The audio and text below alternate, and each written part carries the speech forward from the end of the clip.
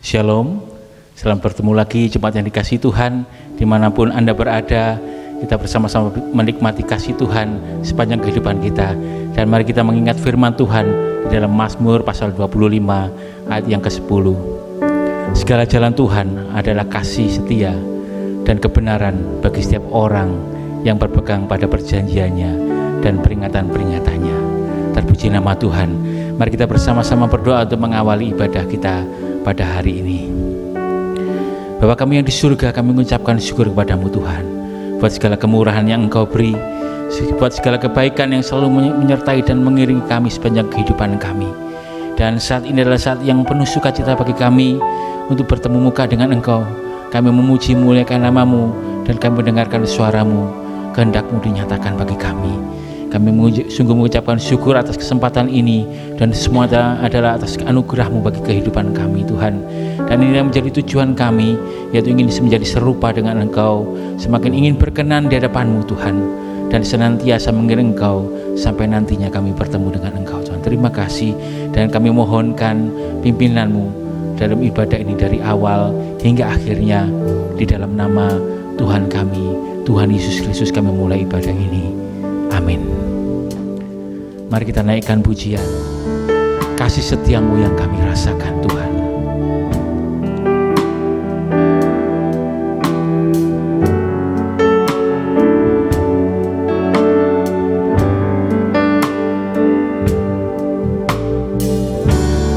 Kasih setiamu yang ku rasakan lebih tinggi dari langit biru. Kebaikan-Mu yang telah Kau nyatakan lebih dalam dari lautan. Berkat-Mu yang telah ku terima sempat membuatku terpesona. Apa yang tak pernah ku pikirkan, itu yang Kau sediakan bagiku. Siapakah aku ini Tuhan? Jadi biji mata-Mu. Dengan apakah ku balas Tuhan selain puji dan sembah Kau?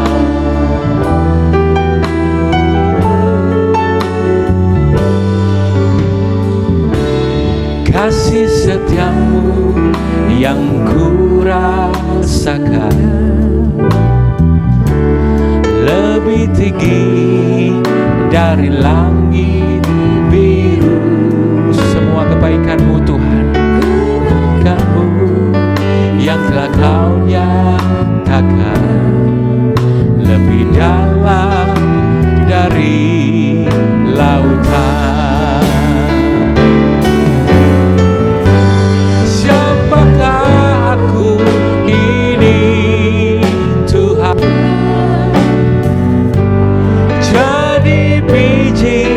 Mata-Mu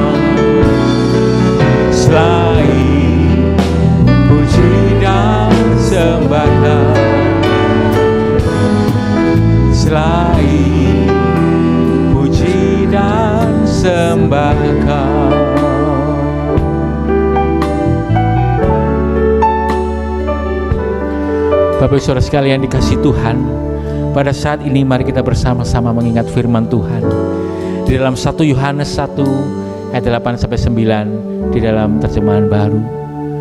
Jika kita berkata bahwa kita tidak berdosa, maka kita menipu diri kita sendiri dan kebenaran tidak ada di dalam kita. Jika mengaku dosa kita, maka Ia adalah setia dan adil, sehingga Ia akan mengampuni segala dosa kita dan menyucikan kita dari segala kejahatan. Bapak Saudara sekalian, bersama-sama saat ini kita rendahkan hati kita rendahkan hidup kita. Mari mengaku di hadapan Tuhan, aku orang berdosa Tuhan, ampuni saya Tuhan.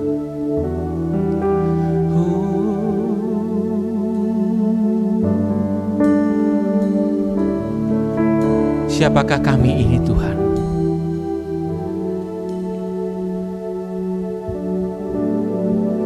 Siapakah aku ini Tuhan? Jadi biji matamu, dengan apakah ku balas Tuhan selain puji dan sembah Kau? Siapakah aku ini Tuhan? Siapakah aku ini Tuhan? Jadi biji matamu, dengan apakah ku balas Tuhan selain puji dan sembah Kau? Bapa kami yang di surga, pada saat ini Tuhan, kami mengaku dosa kami Tuhan. Kami seringkali jatuh di dalam perkataan kami, di dalam pikiran kami, dalam perbuatan kami. Ampuni kami Tuhan. Sebagai manusia kami lemah Tuhan, kami seringkali kalah dengan dosa lama kami. Tetapi ketika kami mengingat betapa dalamnya kasih-Mu, betapa luar biasanya Engkau mengasihi kami Tuhan, siapakah kami ini Tuhan? Kami ingin berbalik kepada-Mu Tuhan. Ampuni kami Tuhan, ampuni kami Tuhan. Jadikan kami baru Tuhan di depan-Mu, dan damai sejahtera-Mu boleh ada di dalam kami. Mari kita semua menyatukan doa kita dengan doa yang diajarkan Tuhan kita, doa Bapa kami.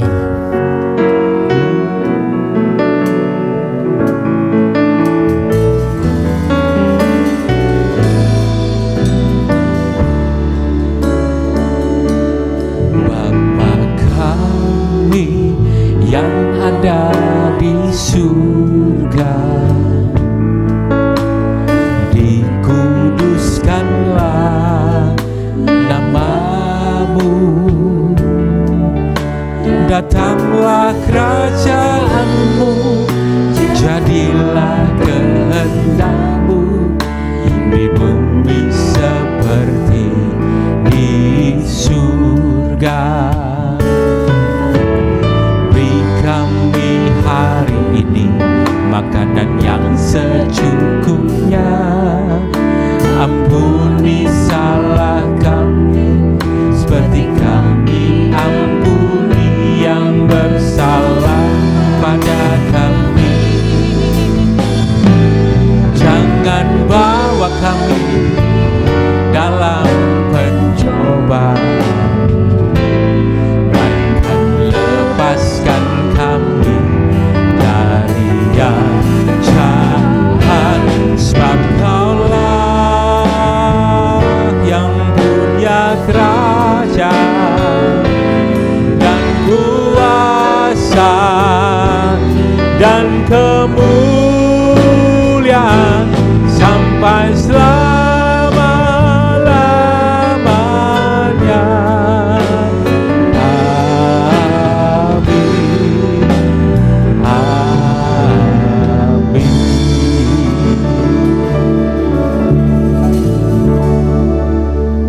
Terpuji nama Tuhan.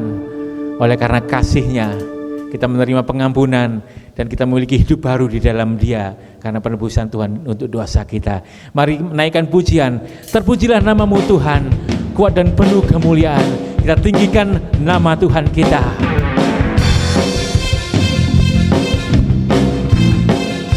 Amin.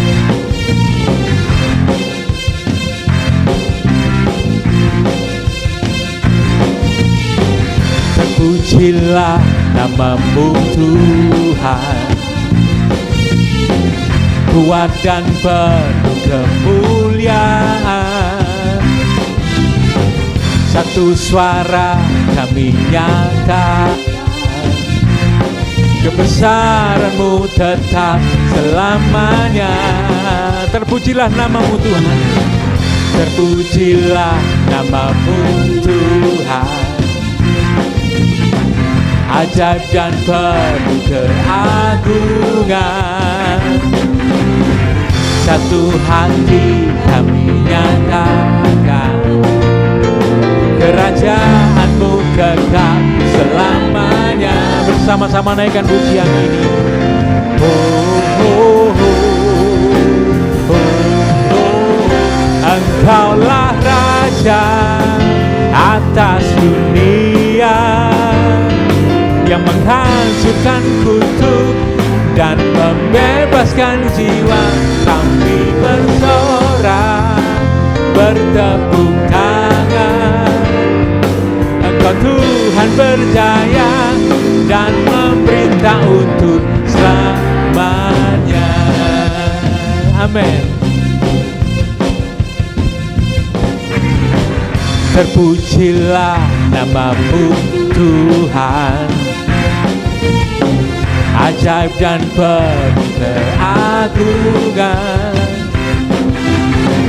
Satu hati kami nyatakan, kerajaan-Mu kekal selamanya.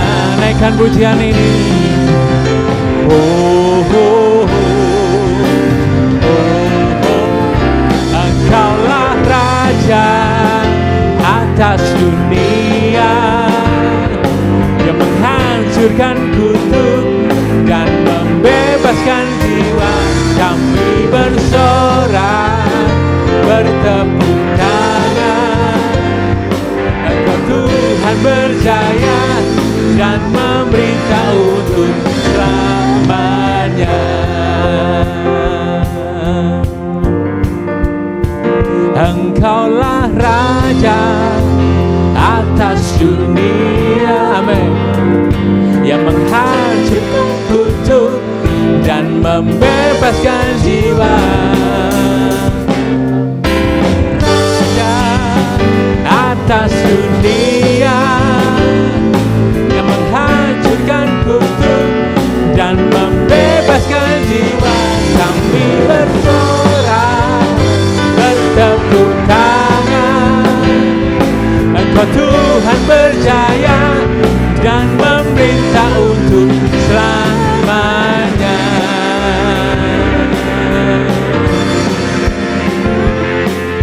Mari bersama-sama serukan nama Tuhan kita. Dialah yang sungguh mengasihi kita. Namanya Yesus Tuhan Raja, segala kuasa tunduk dalam namanya. Yang luar biasa, perkasa mulia, Yesus nama di atas segala nama. Kan namanya Yesus Tuhan Raja, segala kuasa tunduk dalam namanya. Yesus, Dia luar biasa, perkasa mulia, Yesus nama di atas segala nama. Serukan nama Tuhan kita. Kan namanya Yesus Tuhan Raja, segala kuasa tunduk dalam namanya. Dia luar biasa, perkasa mulia, Yesus nama di atas segala nama. Yesus nama di atas segala nama. Yesus nama di atas segala nama. Sorak-sorai itu Tuhan kita yang luar biasa. Terpuji nama Tuhan. Kita melihat setiap diri kita dulunya orang berdosa, orang yang harusnya beroleh maut, tapi kasih karunia Tuhan memilih kita, mengasihi kita, dan mengangkat menjadi anaknya. Bukan karena kita, tapi karena kasih Tuhan kita. Mari kita naikkan pujian ini, semua atas anugerahnya bagi kita semua.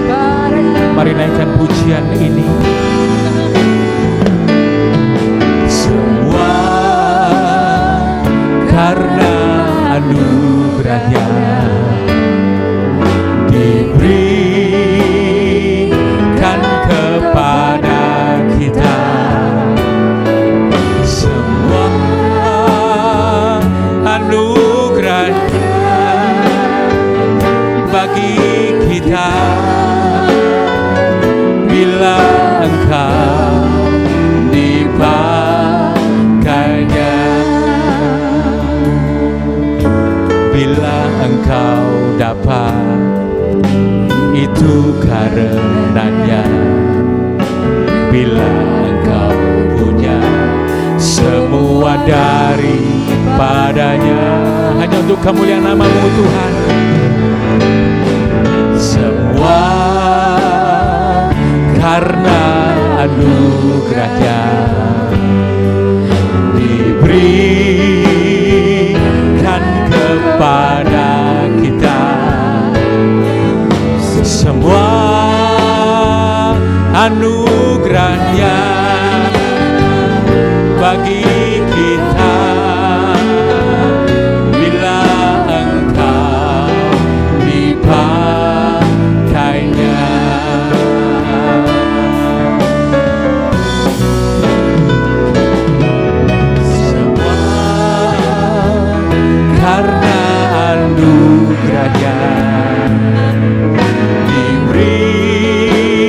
Diberikan kepada kita semua anugerah-Nya bagi kita. Bila Engkau dipakainya, bila Engkau dipakainya, bila Engkau dipakainya.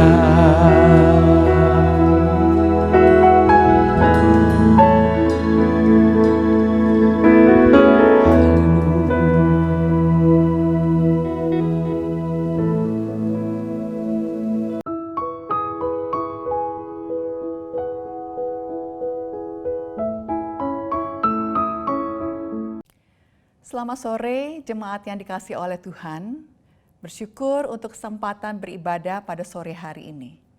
Saudara, sebelum kita membaca dan merenungkan bagian firman Tuhan, mari kita datang kepada Tuhan, mohon pertolongan dari Dia supaya kita dapat memahami kebenarannya dan melakukannya di dalam kehidupan kita sehari lepas sehari.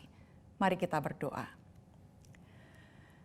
Bapa dalam surga, pada sore hari ini sekali lagi kami bersyukur ya Tuhan. Di hari perhentian ini Tuhan memberikan kepada kami kesempatan sekali lagi untuk diam, membaca, merenungkan akan bagian firman Tuhan. Tuhan tolonglah kami ya Tuhan. Engkau tahu siapa kami, Engkau tahu seperti apakah pikiran kami dan apa yang kami lakukan di dalam keseharian kami. Kami mohon kiranya Engkau sendiri yang terus mengajarkan kami melalui kebenaran firman Tuhan, sehingga di dalam keseharian kami menjalankan apa yang Engkau kehendaki. Kami menyerahkan ya Tuhan, sebentar kami akan membaca dan merenungkan firman-Mu ini ke dalam tangan Tuhan. Tolonglah hamba-Mu ya Tuhan, di dalam segala keterbatasan dia, pakailah dia, urapi dia menjadi saluran berkat bagi setiap kami. Terima kasih Bapa, di dalam nama Tuhan Yesus kami berdoa. Amin. Saudara, pada pagi hari ini saya ingin mengajak saudara untuk kembali belajar dari apa yang dilakukan oleh Tuhan Yesus, saudara. Saudara, saya ingin mengajak saudara untuk kembali mengingat bahwa sebelum Tuhan Yesus naik ke surga, Dia mengatakan kepada murid-muridnya untuk mengajarkan, pergi dan mengajarkan kepada semua bangsa apa yang telah Dia ajarkan untuk dilakukan oleh para pengikut-pengikutnya, oleh orang-orang yang percaya kepada Dia. Nah, pada sore hari ini saudara, saya ingin mengajak saudara untuk melihat satu bagian di dalam Injil Lukas. Kalau tadi pagi di dalam Lukas pasal yang ke-5 saudara, kalau sore hari ini kita melihat di dalam Lukas pasal yang ke-6. Mari saudara, saya akan membacakannya bagi saudara. Lukas pasal yang ke-6, mulai ayat yang ke-6 sampai dengan ayat yang ke-11. Lukas pasal yang ke-6, mulai ayat yang ke-6. Demikianlah bunyi firman Tuhan. Pada suatu hari Sabat lain, Yesus masuk ke rumah ibadat, lalu mengajar. Di situ ada seorang yang mati tangan kanannya. Ahli-ahli Taurat dan orang-orang Farisi mengamat-ngamati Yesus kalau-kalau ia menyembuhkan orang pada hari Sabat, supaya mereka dapat alasan untuk mempersalahkan Dia. Tetapi ia mengetahui pikiran mereka, lalu berkata kepada orang yang mati tangannya itu, "Bangunlah dan berdirilah di tengah."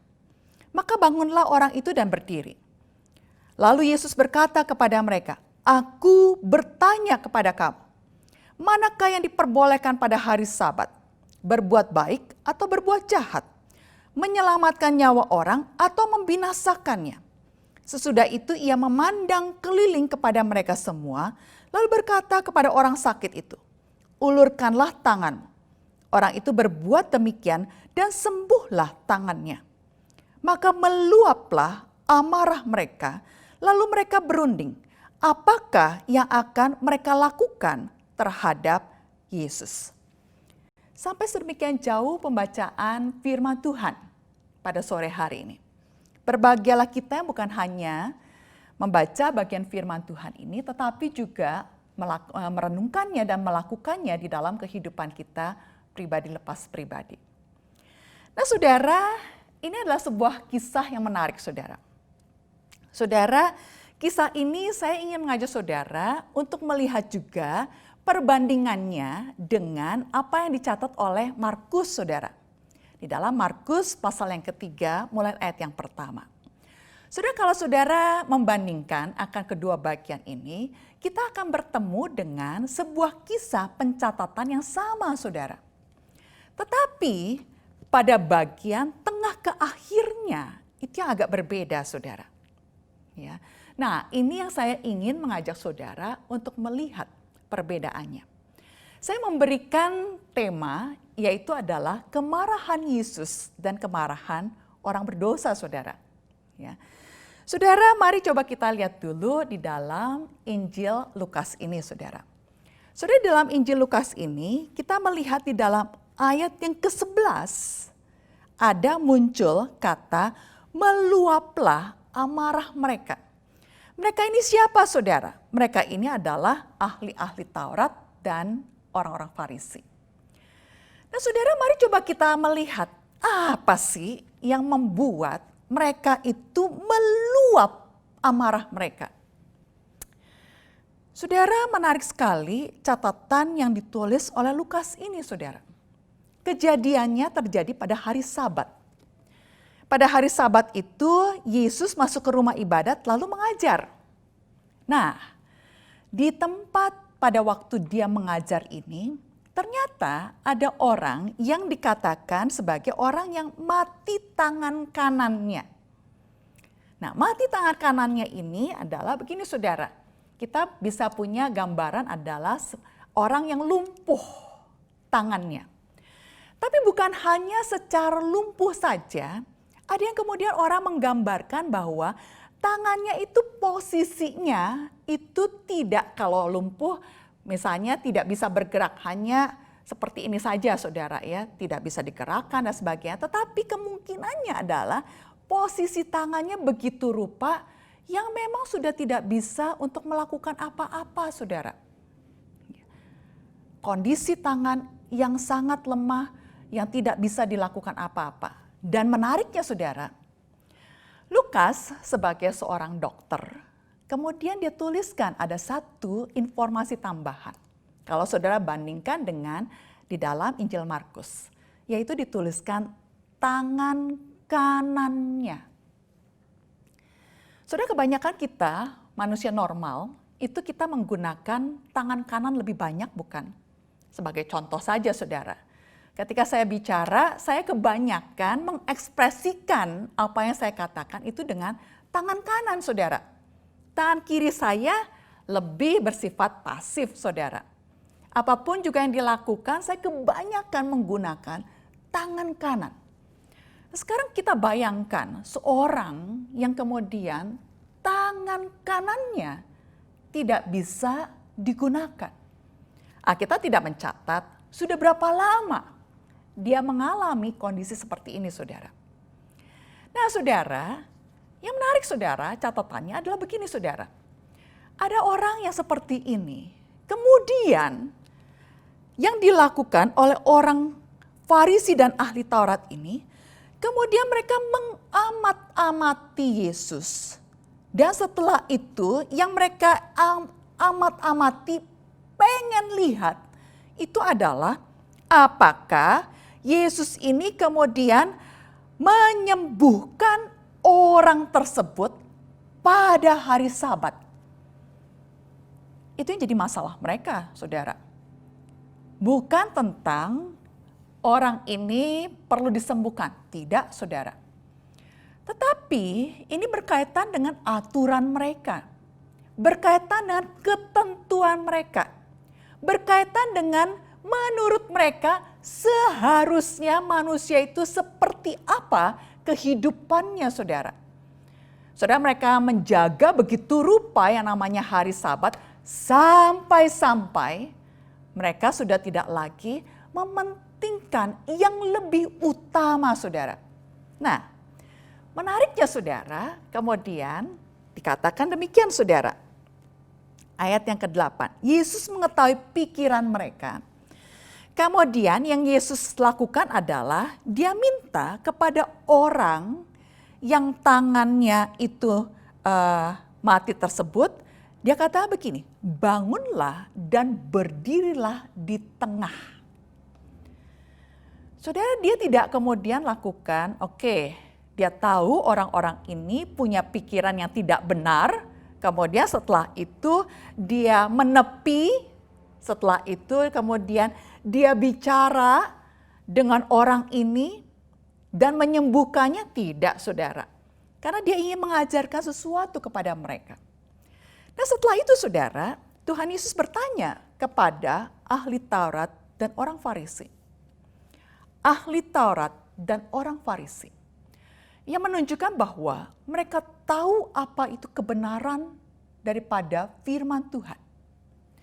Nah, kalau saudara dan saya yang ditanya pertanyaan ini, menurut saudara, kita akan menjawab apa, saudara? Ya, kalau saudara dan saya yang ditanya pertanyaan ini. Pertanyaan ini adalah begini, saudara. Manakah yang diperbolehkan pada hari Sabat? Mana yang diperbolehkan? Berbuat baik atau berbuat jahat? Kemudian menyelamatkan nyawa atau membinasakannya? Kalau pertanyaan itu diberikan kepada saudara dan saya, kita akan menjawab apa, saudara? Saudara, saya yakin, saudara, kita akan mengatakan tentunya berbuat baik. Tentunya menyelamatkan nyawa. Tapi yang terjadi, saudara, ahli Taurat dan orang Farisi ini diam. Mereka diam. Mereka tidak menjawabnya. Karena mereka memperhitungkan, kalau misalnya kami menjawabnya, bisa-bisa jawaban kami itu kemudian kembali kepada kami. Dan Tuhan Yesus menyembuhkan orang ini, dan kami tidak bisa menyalahkan Tuhan Yesus yang menyembuhkan orang pada hari Sabat, saudara. Kemungkinan itu yang ada di dalam pikiran mereka. Mereka diam, saudara. Kemudian yang terjadi adalah setelah itu Tuhan Yesus berkata kepada orang sakit ini, "Ulurkanlah tanganmu." Dan orang itu berbuat demikian dan sembuhlah tangannya. Nah, sekarang saudara, kan judulnya dikatakan Yesus menyembuhkan orang pada hari Sabat. Ya. Saudara, yang menarik adalah begini, saudara. Setelah Tuhan Yesus melakukan ini semua, ahli Taurat dan orang Farisi itu kemudian meluaplah amarah mereka. Apa ya kira-kira yang bisa membuat ahli Taurat dan orang Farisi ini amarahnya itu bisa dibenarkan? Saudara, mari kita kembali melihat apa yang dilakukan oleh Tuhan Yesus. Apakah Tuhan Yesus kemudian menggunakan cara-cara tertentu, misalnya saudara, dengan keahlian akupunturnya, atau misalnya dengan keahlian dia menggunakan sesuatu untuk menyembuhkan orang ini? Sudah dalam catatan yang tadi kita baca, tidak ada sesuatu yang Tuhan Yesus lakukan secara fisik, saudara. Yang sebetulnya kemudian melanggar hukum hari Sabat ini, saudara. Menurut orang-orang Farisi dan ahli Taurat. Tuhan Yesus itu hanya mengatakan, ulurkanlah tanganmu. Dia hanya bicara saja. Dan orang ini juga hanya mengulurkan tangannya. Tetapi dengan kuasa daripada Tuhan Yesus sendiri, orang ini sembuh. Tidak ada sesuatu yang bisa membenarkan kemarahan daripada ahli Taurat dan orang Farisi ini. Nah, yang menariknya, saudara, kata yang digunakan untuk kemarahan yang dipakai oleh Lukas di dalam bagian ini adalah anoia. A itu artinya tidak, noia itu berkaitan dengan pemikiran. Atau dikatakan dengan kata lain, saudara, yang mereka lakukan itu adalah irasional. Tidak menggunakan pikiran. Saking irasionalnya, mereka itu tidak berpikir dengan jernih. Kemudian mereka meluapkan perasaan tidak suka mereka, mengakibatkan kemarahan mereka. Nah, saudara, apa buah daripada kemarahan yang irasional ini, saudara? Saudara, di dalam Injil Lukas ini hanya dicatat begini saudara. Lalu mereka berunding apakah yang akan mereka lakukan terhadap Yesus. Tapi kalau saudara membaca di dalam Injil Markus saudara, ayat yang ke-6 dikatakan, lalu keluarlah orang-orang Farisi dan segera bersekongkol dengan orang-orang Herodias. Untuk apa saudara? Untuk membunuh dia. Nah saudara, ini adalah kekuatan daripada amarah yang irasional ini saudara. Amarah yang tidak punya dasar kebenaran. Amarah yang hanya didasarkan kepada saya tidak suka. Orang ini melakukan yang tidak sesuai dengan yang saya pandang benar. Bisa berdampak sampai sedemikian saudara.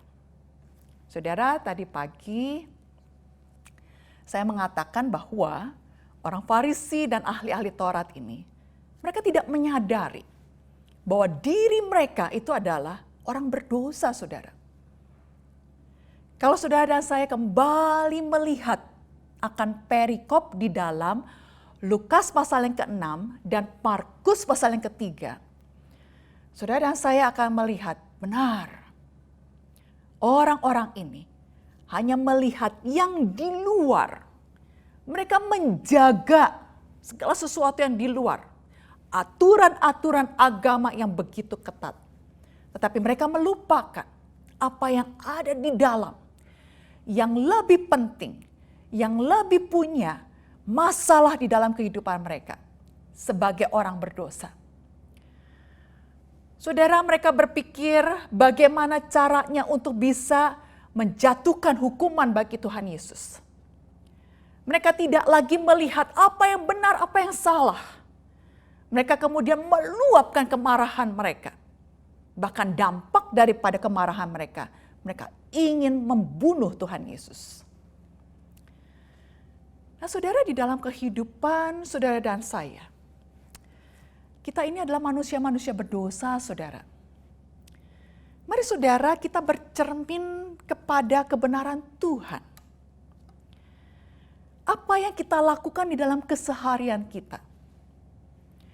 Adakah jangan-jangan kita juga melakukan kemarahan-kemarahan yang sama saudara?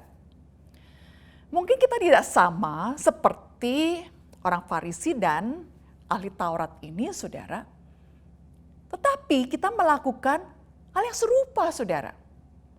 Kita marah dengan irasional. Tidak ada dasar yang membenarkan kemarahan kita. Yang membenarkan ayat 1 saudara. Orang lain melakukan sesuatu yang tidak saya suka. Fokus kita itu adalah diri kita saudara. Apa yang kita pikirkan. Apa yang kita rasakan. Yang kita berharap bahwa orang lain harusnya mengikuti sebagaimana yang kita inginkan. Saudara, jika itu yang terjadi pada diri kita, mari saudara, sebagai orang-orang yang telah percaya kepada Kristus, mari kita belajar dari Kristus itu sendiri.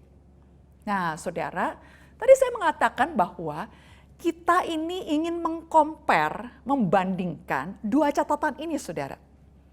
Kalau tadi Lukas memasukkan kata amarah yang berkaitan dengan orang Farisi dan ahli Taurat. Sekarang mari coba kita melihat di dalam Injil Markus saudara. Markus pasal yang ketiga.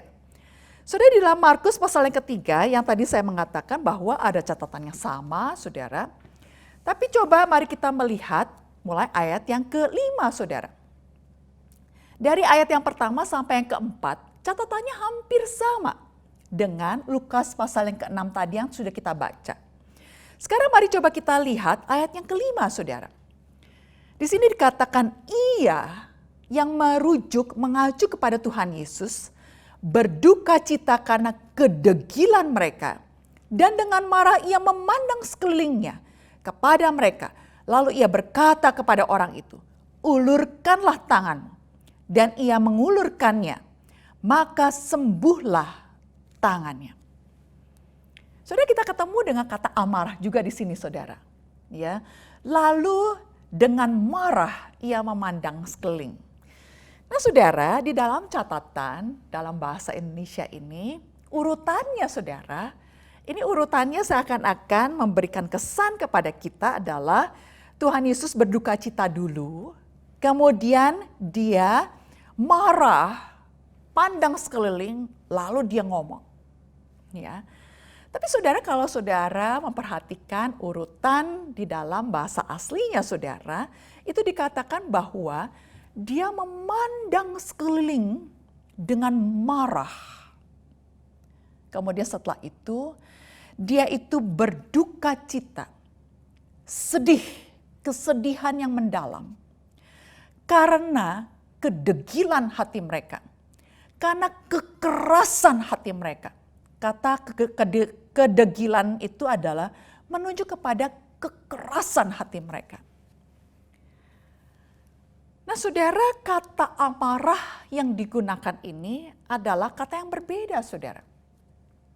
Kata ini biasanya digunakan memang mengacu kepada amarah daripada Allah. Amarah daripada Allah adalah amarah yang seperti apa, saudara? Amarah yang berkaitan dengan ketika Allah melihat manusia itu sangat berjauhan daripada kebenaran Allah. Sudah apa di dalam kisah ini yang membuat Tuhan Yesus marah, saudara? Yang membuat Tuhan Yesus marah adalah ketika kemudian dia bertanya, menurut kalian, apa yang lebih baik dilakukan? Melakukan perbuatan baik atau perbuatan jahat? Menyelamatkan atau membinasakan? Sudah pertanyaan-pertanyaan yang harusnya bisa cepat untuk dijawab, bisa membuat mereka memikirkan, iya benar ya, di dalam hari Sabat ini, apa yang utama? Apa yang utama? Tetapi tidak mereka lakukan, saudara. Oh, itu menimbulkan amarah di dalam diri Tuhan Yesus.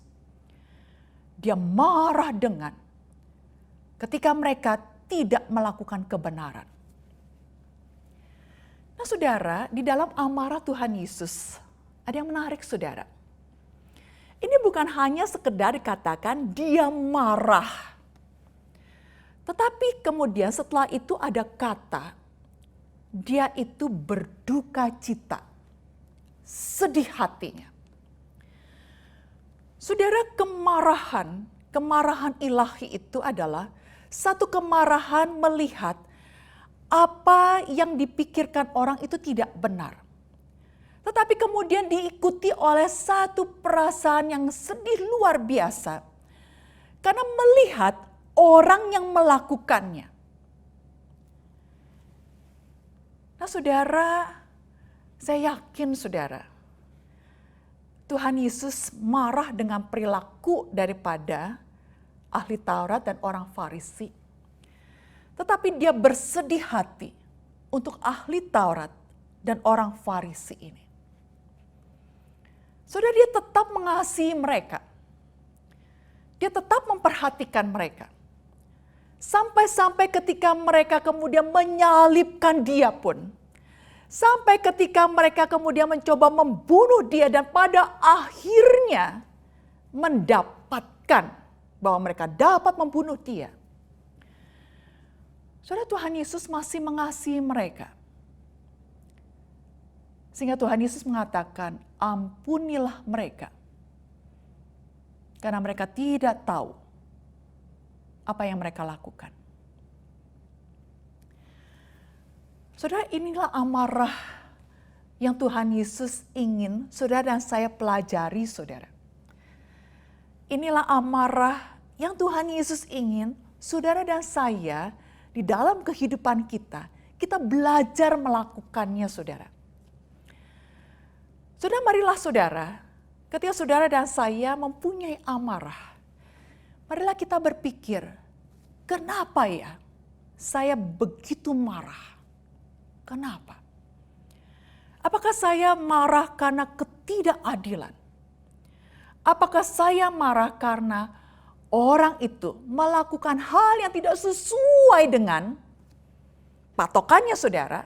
Bukan maunya saya, bukan saudara. Tetapi maunya Allah. Apakah itu yang menyebabkan kemarahan saya? Kemudian yang kedua saudara, kalau itu yang terjadi, saya marah. Adakah setelah itu ada perasaan sedih duka cita bagi orang ini saudara? Kesedihan duka cita itu yang membuat saudara dan saya kemudian mengasihi mereka. Mengasihi orang yang melakukan akan hal ini. Berdoa mohon belas kasihan Tuhan atas dirinya. Saudara, saya sadar ini bukan satu hal yang mudah, saudara. Bukan satu hal yang mudah. Tidak mudah bagi saudara dan saya untuk melakukannya. Tapi dengan pertolongan Tuhan, dengan kekuatan daripada Tuhan, kita mohon Tuhan yang memampukan saudara dan saya untuk melakukannya, saudara. Dan marilah coba kita lihat apakah di dalam Alkitab itu kemudian kita menemukan ada orang-orang yang melakukannya, saudara. Oh, kita akan menemukannya, saudara. Selain daripada Tuhan Yesus tentunya, saudara. Saudara, misalnya, saudara. Saudara, kalau saudara dan saya membaca di dalam kisah Daud dan Saul, saudara. Saudara dan saya akan membaca ketika Saul kemudian menyadari bahwa Allah sudah tidak lagi berkenan kepadanya dan berkenan kepada Daud. Saudara, timbullah di dalam hati Saul ini satu kemarahan. Dan upaya saudara, kemarahan itu begitu rupa sampai ada satu upaya untuk membunuh Daud. Dan yang dilakukan oleh Saul itu luar biasa, saudara.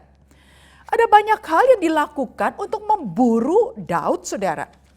Dan kalau saudara dan saya membaca di dalam 1 Samuel, saudara dan saya akan membaca betapa banyaknya kesempatan-kesempatan, cara-cara yang dilakukan oleh Saul untuk bisa membunuh Daud, memburu Daud begitu rupa. Sampai Daud itu harus melarikan diri. Sampai Daud itu harus melakukan segala sesuatunya untuk mempertahankan kehidupannya. Nah, di dalam kondisi yang seperti demikian, saudara dan saya membaca paling tidak saudara di dalam pasal yang ke-24, kemudian saudara melihat pasal yang ke-26, saudara. Seakan-akan Daud ini punya kesempatan untuk menyelesaikan masalahnya dengan Saul, saudara. Dalam arti apa? Seakan-akan Tuhan itu menyerahkan bagi dia satu kondisi bahwa Daud bisa membunuh Saul. Dan kalau itu terjadi, selesailah masalahnya, saudara. Mari coba kita lihat 1 Samuel pasal 24, saudara. 1 Samuel pasal ke-24, kalau saudara membaca keseluruhan pasalnya, kita tidak punya waktu untuk itu, tetapi saya berharap saudara membacanya. Saya ingin membacakan saudara ayat yang ke-5. Di sini dikatakan begini. Lalu berkatalah orang-orangnya kepada Daud, ya, telah tiba hari yang dikatakan Tuhan kepadamu, sesungguhnya aku menyerahkan musuhmu ke dalam tanganmu, maka perbuatlah kepadanya apa yang kau pandang baik. Ya, pada waktu itu mereka ada di gua, Saul kemudian masuk ke gua yang di dalamnya ada Daud untuk dia membuang hajat. Saudara, Daud ada di belakangnya, hanya Saul sendirian. Kesempatan untuk membunuhnya ada, saudara. Kemudian dikatakan, maka Daud bangun lalu memotong punca jubah Saul dengan diam-diam. Nah, menarik ayat 6. Kemudian berdebar-debarlah hati Daud, karena ia telah memotong punca Saul. Lalu berkatalah ia kepada orang-orangnya, dijauhkan Tuhanlah kiranya daripadaku, untuk melakukan hal yang demikian kepada tuanku, kepada orang yang diurapi Tuhan, yaitu menjamah dia, sebab dialah orang yang diurapi Tuhan. Oh saudara, Daud tahu dengan jelas, bukan itu caranya. Bukan itu cara pembalasannya. Sehingga itu tidak dilakukan oleh Daud. Dia tidak meluapkan kemarahannya atas perilaku Saul kepada dia. Tidak, saudara. Dia kemudian membebaskan Saul. Apa artinya, saudara? Apakah setelah itu mereka berdamai? Saul tidak lagi mencari-cari dia? Tidak, saudara. Kalau saudara membaca kemudian, saudara akan menemukan bahwa setelah itu pun Saul berusaha untuk membunuh Daud kembali. Nah kemudian saudara, di dalam pasal yang ke-26 saudara, di dalam pasal yang ke-26, Daud ini bisa masuk ke perkemahan daripada Saul. Kemudian di dalam perkemahan itu tidak ada orang yang tahu. Daud dengan Abisai masuk ke kemah daripada Saul. Kemudian pasal 26 ayat yang ke-8. Sekali lagi katakan Abisai kepada Daud, pada hari ini Allah telah menyerahkan musuhmu ke dalam tangan. Oleh sebab itu izinkanlah kiranya aku menancapkan dia ke tanah dengan tombak ini. Dengan satu tikama saja, tidak usah dia kutancapkan 2 kali. Sudah Abisai ini adalah rekan daripada Daud. Bisa melihat apa yang terjadi di dalam kehidupan Daud. Kemudian dia berpikir, ini kesempatan yang sangat langka untuk menyelesaikan masalah. Untuk menyelesaikan akan permusuhan yang ada. Tapi apa kata Daud, saudara? Kata Daud kepada Abisai. Ayat yang ke-9, jangan musnahkan dia. Sebab siapakah yang dapat menjamah orang yang diurapi Tuhan dan bebas dari hukuman. Lagi kata Daud, demi Tuhan yang hidup, niscaya Tuhan akan membunuh dia. Entah karena sampai ajalnya dan ia mati, entah karena ia pergi berperang dan hilang lenyap di sana. Kiranya Tuhan menjauhkan daripadaku untuk menjamah orang yang diurapi oleh Tuhan. Saudara, Daud tahu dengan jelas, bukan caranya, bukan bagian dia.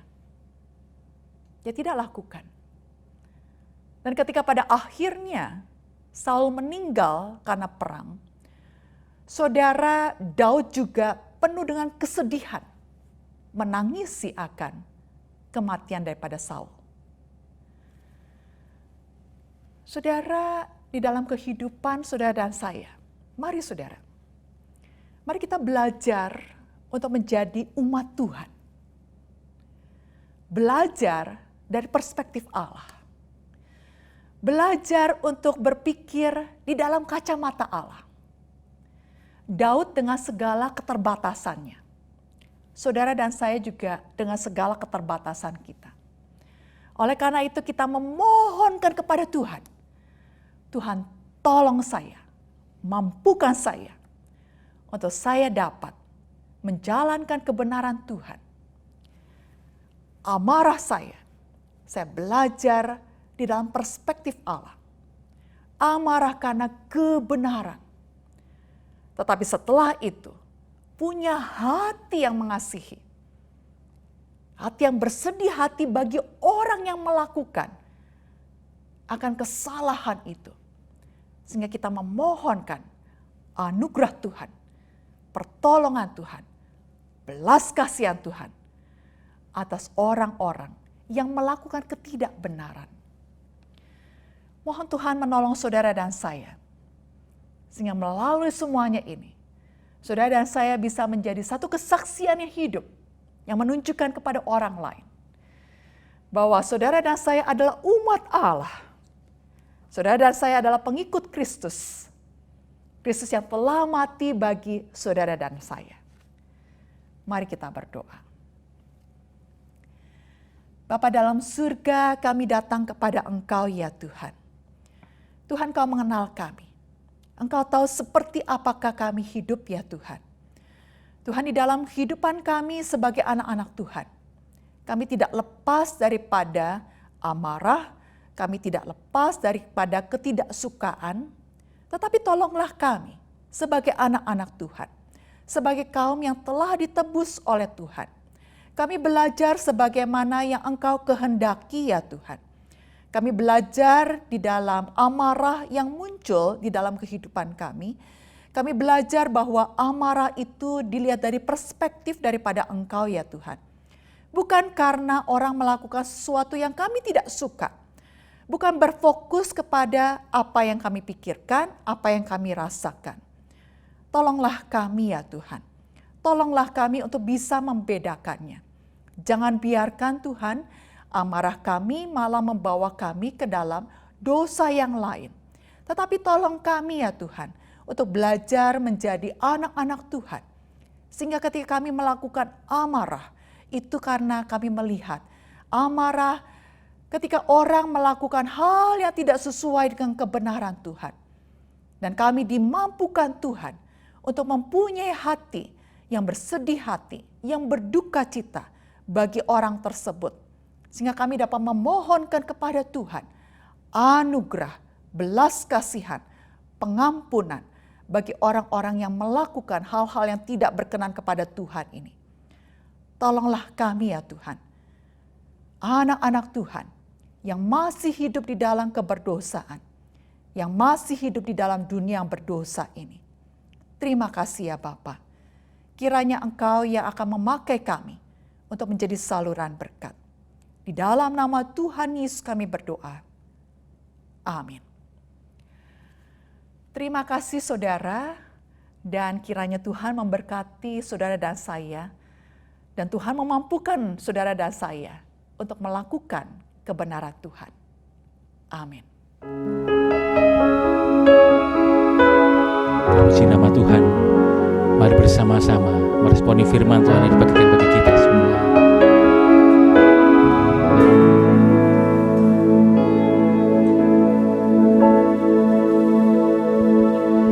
Yesus Kau kebenaran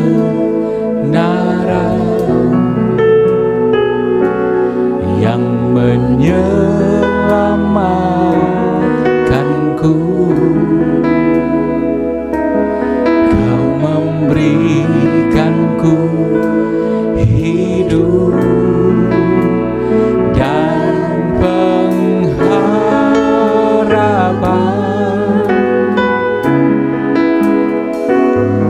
Ku ikut kehendak-Mu, ku perlu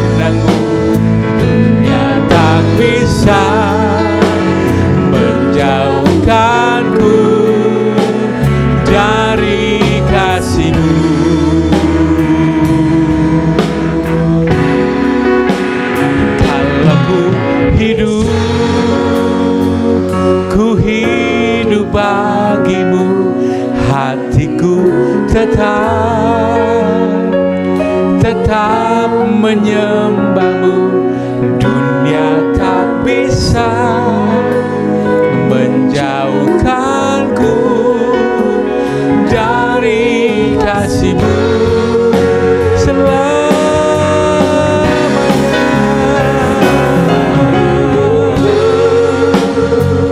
Ku hidup bagimu, mataku tetap memandangmu. Dunia tak bisa menjauhkanku dari kasih-Mu.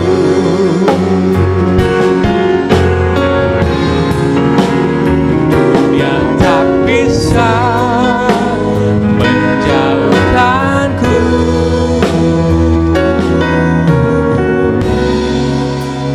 dari kasih-Mu.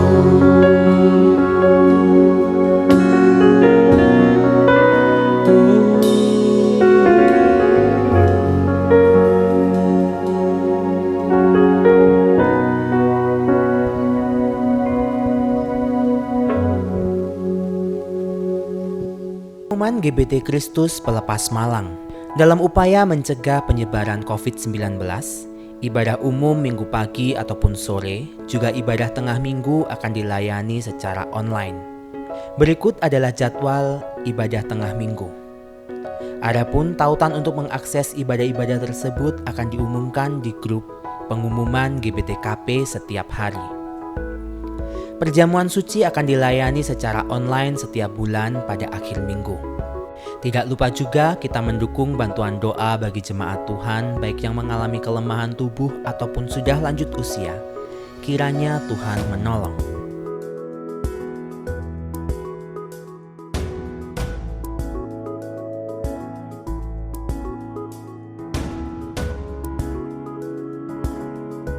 Yang berkenan memberikan persembahan untuk mendukung pelayanan kepada Tuhan dan sesama dapat diberikan melalui sistem online dengan cara transfer ke rekening BCA di nomor 011-325-4090 atas nama Yayasan Kristus Pelepas, atau di rekening BRI di nomor 03440101356567 atas nama Yayasan Kristus Pelepas, atau scan barcode yang tertera pada layar menggunakan aplikasi scan barcode di HP Anda. Bagi jemaat yang tidak dapat melakukan transfer, persembahan bisa dikumpulkan di rumah dalam amplop persembahan dan diserahkan ke gereja pada kesempatan mendatang. Demikian pengumuman GBT Kristus Pelepas Malang sepekan mendatang. Ibu bapak, saudara-saudara yang terkasih, marilah kita berdoa. Ya Bapa Surgawi, kami mengucap syukur karena Tuhan telah memimpin ibadah online sore ini. Terima kasih ya Bapa karena firman Tuhan telah mengingatkan kami betapa pentingnya kami menyadari bahwa kemarahan Tuhan berbeda dari kemarahan manusia. Bapa, seringkali kami menganggap marah itu semua sama. Tetapi kami melihat melalui pemberitaan firman Tuhan sore ini bahwa orang-orang Farisi dan ahli Taurat marah, tetapi marah yang irasional. Kalau mereka tidak suka orang lain, maka apa yang mereka lakukan membuat mereka marah. Tuhan, kami melihat sebaliknya. Kalau Tuhan marah karena manusia begitu degil, begitu mengeraskan hati, tidak menyadari anugerah Tuhan, tidak mengerti kebenaran Tuhan. Tuhan, malam ini kami belajar agar kami tidak tetap hidup sebagai manusia yang belum mengenal anugerah Tuhan. Mereka yang belum mengenal kasih Tuhan, yang hidup dengan hal-hal yang kami pandang menurut pandangan kami sendiri, seperti halnya ahli Taurat dan orang Farisi. Biarlah anugerah Tuhan cukup menguatkan kami untuk dapat mengasihani orang, bahkan mengampuni orang, sehingga kami boleh melihat mereka menurut pandangan ilahi. Ya Bapa, berilah agar firman-Mu tertanam dengan baik dalam hati kami, sehingga boleh berbuah pada waktunya, dan kuatkan kami untuk mengamalkannya. Dan berkatilah hamba-Mu ya Bapa, Pendeta Sylvia Suherman, baik dalam hidup pribadi maupun pelayanannya di STT Saat. Begitu juga pelayanannya di luar kampus. Dan Bapa, kuatkanlah pemimpin-pemimpin kami, mulai Presiden Jokowi sampai staf, Menteri Kabinet, semua pejabat mulai dari pusat sampai tingkat 1 dan daerah. Khususnya hari-hari di mana ada kepentingan-kepentingan golongan yang ingin menggoncangkan pemerintah yang sah. Kiranya Tuhan menyadarkan mereka. Dan Tuhan melindungi persatuan dan kesatuan negara kami dan bangsa kami. Dan kami doakan khususnya untuk Kota Malang, Bapa. Kiranya Engkau akan memberkati mulai dari wali kota, wakil wali kota, Kapolres, Komandan Kodim. Berkatilah semua tokoh-tokoh masyarakat, pemimpin-pemimpin agama, mereka yang bertugas di dalam bidang medis, tetapi biarlah firman Tuhan memagari sepanjang minggu ini. Aktivitas-Mu akan menjadi pancaran perspektif ilahi. Dan terimalah berkat. Tuhan Yesus Kristus memberkati saudara-saudari. Allah Bapa mengasihi saudara-saudari, dan Roh Kudus menyertai saudara-saudari mulai sore ini sampai Tuhan Yesus datang kembali. Amin. Mari kita ucapkan syukur kepada Tuhan kita.